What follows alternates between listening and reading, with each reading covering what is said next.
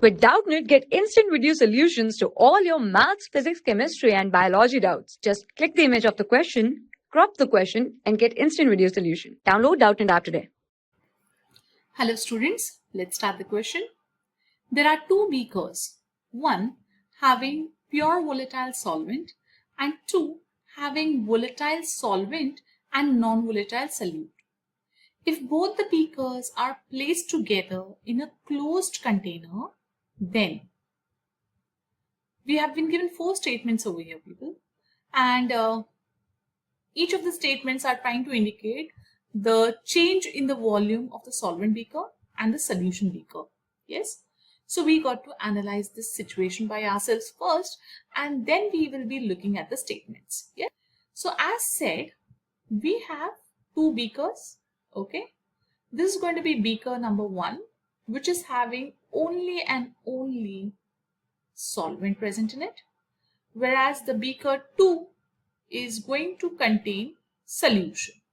Okay, in short, it consists of the pure solvent which is present in beaker number 1, yes, as well as a non-volatile solute. Yes, now it has been said that both of these beakers are going to be placed in a closed container. Yeah, this went a little rough. Okay, yeah, so basically it has been said that it's in a closed container. Okay, let me just draw a dotted line, but please try to understand that this is not just dotted. It is not having any ports or anything. It's a closed container, a very closed container. Yes, now we have to analyze this situation now. Now let us do the analysis. Now since it is and a solute, what we can do is that we can put up their vapor pressures as follows. So the vapor pressure of the pure solvent will be indicated as P0, okay, whereas the vapor pressure of the solution which contains the solvent and the solute, okay, will be indicated as PS. Okay, fine.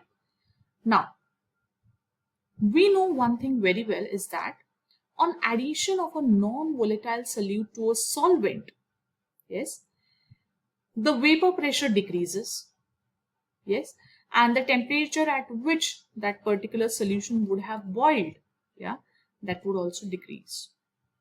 Oh, I'm sorry. Yes. So there would be an elevation in the so-called boiling point.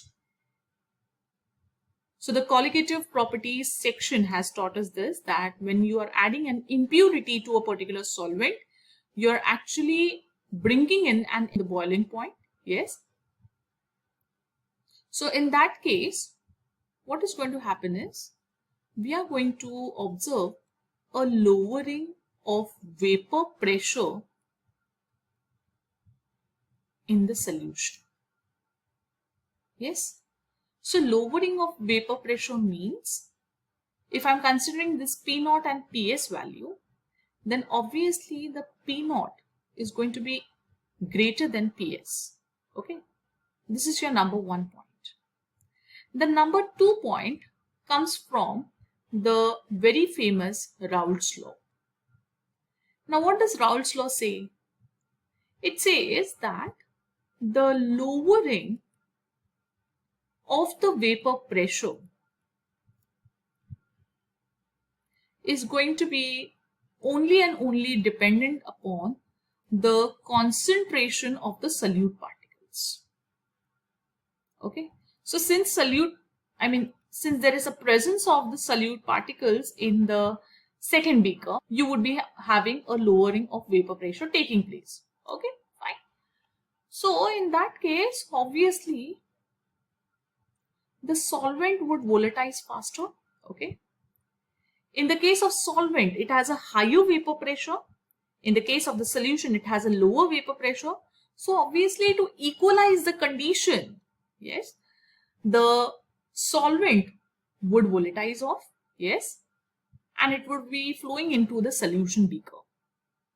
Got the point? Yes. Okay. So as I told you, let me just put up this point because it is very important. Since the solvent has a higher vapor pressure, yes, it will volatilize out and flow into the solution. Okay. Now this is something like wherein the equalization process is going to occur. Yes. So the solvent will be flowing from a higher vapor pressure to a lower vapor pressure. Yes. So in that case, what would happen? In that case, it's quite indicative that the volume of beaker number 2 will increase. Yes, it will increase. Now, in a closed container, if we go to imagine, both the liquids on attaining equilibrium with the vapor phase will end up having the same vapor pressure. I mean, the flowing has already started. The solvent beaker's volume has decreased. The solution beaker 2 has increased. Yes. So in this case, we can say that the beaker 2 attains equilibrium at a lower vapor pressure. Yes. Okay. And we would be observing a condensation occurring over there. Okay. What is it? Let me put up the point over here now. The very next important point. And that is beaker 2 will be attaining equilibrium at a lower vapor pressure, PS. Okay, fine. So therefore, condensation will occur. Yes, condensation will occur and the vapor pressure would be decreasing further, isn't it? So condensation will occur for what? So as to what you could say, cancel the effect